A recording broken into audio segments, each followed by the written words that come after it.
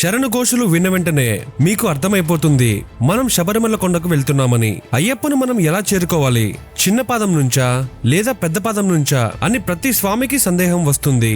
శబరిమల యాత్రలో చిన్న పాదం మార్గం అంటే ఏమిటి, అసలు మనం ఎందుకు కాలినడక మార్గంలోనే అయ్యప్ప స్వామిని దర్శనం చేసుకోవాలి?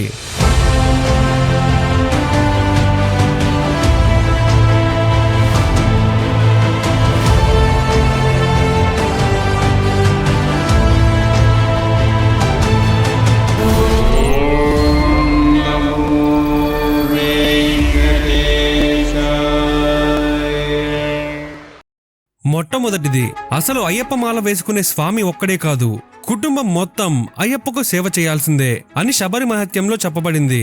మాలధారణ తర్వాత ఎవరు మాల వేసుకుంటారో వారి ఇంట్లో స్వామి సన్నిధానం ఉండాలి.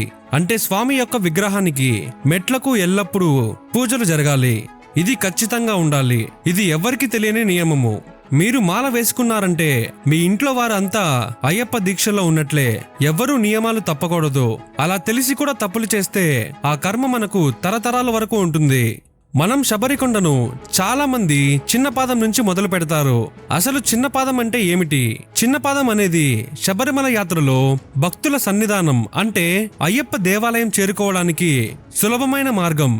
ఈ మార్గంలో భక్తులు పంబా నుండి సన్నిధానం వరకు దాదాపు 5 నుంచి 7 కిలోమీటర్లు కాలినడకన ప్రయాణించాల్సి ఉంటుంది. ఈ మార్గంలో మనం ఖచ్చితంగా దర్శనం చేసుకోవాల్సిన ప్రదేశాలు చాలా ఉన్నాయి. ఈ అడవిలోనే మణికంఠుడు తన బాల్యమంతా గడిపాడని, ఆడుకున్నాడని చెప్పబడింది. మనం చిన్నపాదం యాత్రలో మొట్టమొదటిగా పంబా నది తీరం దర్శనం చేసుకుంటాము. చిన్నపాదం మార్గం ఇక్కడే ప్రారంభమవుతుంది. పంబా నది. శబరిమలలో పంబా నది కథ స్వామి అయ్యప్పతో చాలా లోతుగా ముడిపడి ఉంది. ఈ నది అయ్యప్ప భక్తులకు అత్యంత పవిత్రమైనది. శబరిమల క్షేత్రం యొక్క ప్రధాన కథలో పంబా నదికి చాలా ముఖ్యమైన స్థానం ఉంది. కూర్మ పురాణం ప్రకారం శివుడు విష్ణుమూర్తి మోహిని రూపం కలయిక ద్వారా జన్మించిన మణికంఠుడిని శివుడు ఒక బిడ్డ రూపంలో ఈ పంబా నది ఒడ్డునే వదిలిపెట్టారు. పాండ్యరాజ్యంలో పందల రాజుగా ఉన్న రాజశేఖరుడు సంతానం లేక బాధపడుతున్న సమయంలో వేటకై వచ్చి ఈ నది తీరంలోనే ఆ చిన్నారిని చూసి మణికంఠుడిగా పెంచుకున్నారు. అందుకే ఈ నదిని స్వామి అయ్యప్ప జన్మకి సాక్షిగా భావిస్తారు. పంబా నదిని చాలా పవిత్రమైనదిగా భావిస్తారు. ఉత్తర భారతదేశంలో గంగా నది ఎంత పవిత్రమో దక్షిణ భారతదేశంలో ముఖ్యంగా అయ్యప్ప భక్తులకు పంబా నది అంతే పవిత్రమైనది. అందుకే దీనిని దక్షిణ భాగీరథి లేదా దక్షిణ గంగా అని కూడా పిలుస్తారు. శబరిమల కొండ ఎక్కే ముందు భక్తులు పంబా నదిలో తప్పనిసరిగా పవిత్ర స్నానం చేయాలి. ఈ నదిలో స్నానం చేయడం వల్ల గత జన్మలలో చేసిన పాపాలన్నీ పోతాయని, శుద్ధి లభిస్తుందని భక్తుల నమ్మకం. స్నానం తర్వాత వారు నది ఒడ్డున ఉన్న పంబా గణపతి దేవాలయంలో పూజ చేసి అప్పుడు మాత్రమే కొండ ఎక్కడానికి బయలుదేరతారు. పంబా నది ఒడ్డున అయ్యప్ప స్వామి తన తల్లిదండ్రులకు మరియు పితృదేవతలకు తర్పణాలు సమర్పించారని కూడా ఒక నమ్మకం ఉంది. దీని కారణంగా అయ్యప్ప భక్తులు చాలా మంది వారి పూర్వీకులకు తర్పణాలను పంబా నది తీరంలో సమర్పించడం ఒక ఆచారం. ఈ యాత్రలో 7 ముఖ్యమైన ప్రదేశాలు ఉంటాయి. చిన్నపాదం యాత్రలోని ముఖ్య ప్రదేశాలు. మొదటిది నీలిమల. పంబా నుండి ప్రారంభమయ్యే చాలా నిటారుగా ఎత్తుగా ఉండే మార్గం ఈ కొండ. దీనిని ఎక్కడానికి మాల వేసుకున్న స్వాములు బాగా కష్టపడాల్సి ఉంటుంది. అందుకే దీన్ని నీలిమల మార్గం అని అంటారు.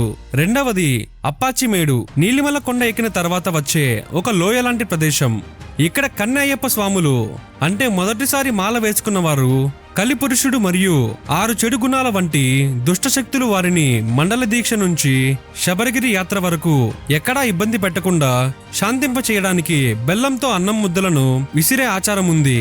మూడవది శబరిపీఠం. ఇది రామభక్తురాలైన శబరిమాత తపస్సు చేసిన ప్రదేశం. భక్తులు ఇక్కడ కొబ్బరికాయలు కొట్టి కర్పూరం వెలిగించి పూజలు చేస్తారు. నాలుగవది శబరిపీఠం నుంచి సన్నిధానానికి సగం దూరంలో ఉంటుంది. శరంకుత్తిలో బాణం వదిలేయడం వెనుక రహస్యం ఏమిటి? శరంకుత్తి అనే పేరులో శరం అంటే బాణం, కుత్తి అంటే గుచ్చడం లేదా కొట్టడం అనే అర్థం. అయ్యప్ప స్వామి తన అవతార ధర్మాన్ని పూర్తి చేసి ఇక సన్యాసిగా కొండపైకి వెళ్లాలని నిర్ణయించుకున్నప్పుడు పందలరాజు ఆయన కోసం ఒక ఆలయాన్ని నిర్మించాలనుకున్నారు. ఆలయం ఎక్కడ నిర్మించాలో సూచించమని రాజు మణికంఠుడిని కోరగా మణికంఠుడు తన చేతిలోని దివ్య బాణాన్ని విసిరాడు. ఆ బాణం వచ్చి పడిన ప్రదేశమే ప్రస్తుత శరంకుత్తి. ఆ బాణం ఎక్కడైతే ఆగిందో ఆ ప్రదేశం నుంచి కొద్ది దూరంలోనే ఆలయాన్ని నిర్మించాలని మణికంఠుడు రాజుకు సూచించారు. అలా శరంకుత్తి స్థానం సన్నిధానం ఎక్కడ ఉండాలో నిర్దేశించిన ఒక ముఖ్యమైన ప్రదేశంగా నిలిచింది. మొదటిసారి శబరిమల యాత్ర చేసే భక్తులను కన్యస్వాములు అంటాము. వీరు తమ యాత్రని ఎరుమేలి నుండి పేటతుల్లాలనే నృత్యం మహిషిని వధించినందుకు గుర్తుగా చేసినప్పుడు ఒక చెక్క బాణాన్ని తీసుకుంటారు.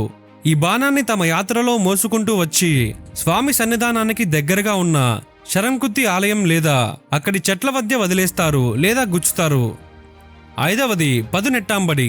పదునెట్టాంబడి అంటే మలయాళంలో 18 మెట్లు అని అర్థం. ఇది స్వామి అయ్యప్ప సన్నిధానానికి చేరుకోవడానికి ఉన్న 18 పవిత్రమైన మెట్లు. ఇరుముడి కట్టు నెత్తిన పెట్టుకున్న భక్తులను మాత్రమే ఈ మెట్లు ఎక్కడానికి అనుమతిస్తారు. ఇక్కడ ఉండే ఒక్కొక్క మెట్టుకు ఒక ఆదిదేవత ఉంటారు. 18 మెట్లకి ఒక్కొక్క మెట్టు విశిష్టత ఇంకొక వీడియోలో చేస్తాము. ఆ వీడియో చూడాలనుకుంటే అయ్యప్ప మెట్లు వీడియో అని కమెంట్ చేయండి. అయ్యప్ప తన సన్నిధానంలో ధ్యానంలో ఉండడానికి ఆ దేవతలే తమ మీద ఎక్కి వెళ్ళమని స్వామిని వేడుకుంటారు.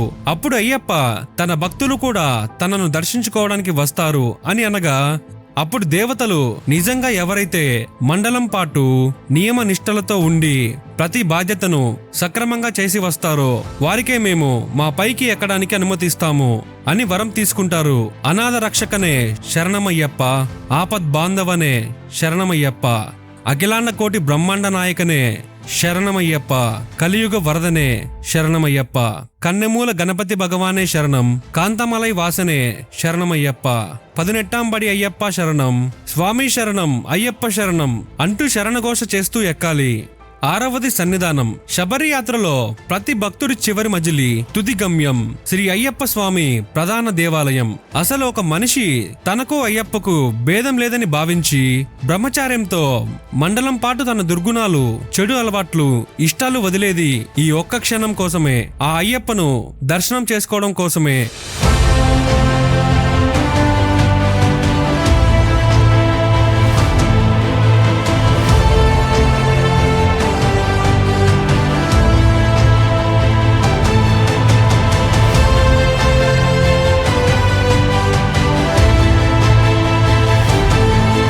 తర్వాత 7వ గుడి మల్లికాపురమ్మ ఆలయాన్ని దర్శనం చేసుకోవాలి. మల్లికాపురమ్మ అయ్యప్ప స్వామిని ఎంతో భక్తితో సేవ చేసి పూజించి భర్తగా చేసుకోవాలని తపస్సు చేస్తుంది. ఈమె పూర్వం అయ్యప్ప స్వామి భార్య. దేవతలకు పంచభూతాలకు అధికార శాస్త భూతశాస్త్రగా ఉండేవాడు. అయ్యప్ప ఈ కలియుగంలో భక్తుల కోసం బ్రహ్మచారిగా ఉన్నాడు. ఆ యుగంలో స్వామికి 2 భార్యలు. అందులో ఒకరే ఈ మల్లికాపురమ్మ. ఆమెకి స్వామి, నా కొండకి ఎప్పుడైతే కన్యస్వాములు రావడం మానేస్తారో అప్పుడు నిన్ను పెళ్లి చేసుకుంటాను అని వరం ఇస్తాడు. ఇప్పటికీ ఆమె స్వామి కోసం ఆ గుడిలో ఎదురు చూస్తూ ఉంది. కడంబాలయం గణపతిని, నాగరాజ మందిరాన్ని దర్శనం చేసుకుని అక్కడే మనం యాత్ర ప్రసాదాన్ని తీసుకొని శబరిగిరి ప్రకృతిని, పంచభూతాలను, అలాగే స్వామి యొక్క భూతనాథ స్వరూపానికి నమస్కారం చేసుకుని కొబ్బరికాయ కొట్టి మన ఇంటికి తిరిగి ప్రయాణం మొదలు పెట్టాలి. మాల తీసే ముందు ఎటువంటి తప్పుడు పనులు చేయకూడదు. అలా చేస్తే యమధర్మరాజు, శనిదేవుడు కోపానికి బలి అవుతారు.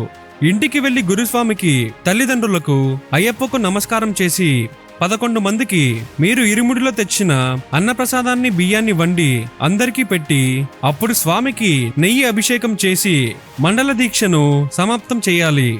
ఇది అయ్యప్ప మాల తీసివేసే పద్ధతి. ఇది శబరిగిరి మహత్యంలో చెప్పబడింది. చిన్న పాదం గురించి ఈ వీడియోలో తెలుసుకున్నారు. పెద్ద పాదం గురించి తెలుసుకోవాలనుకుంటే అయ్యప్ప పెద్ద పాదం అని కమెంట్ చేయండి. అలానే ఈ వీడియో మీకు ఎలా అనిపించిందో కమెంట్ చేయండి. మీ ఫ్రెండ్స్ అండ్ ఫ్యామిలీకి అందరికీ ఈ వీడియోని షేర్ చేయండి. స్వామియే శరణమయ్యప్ప.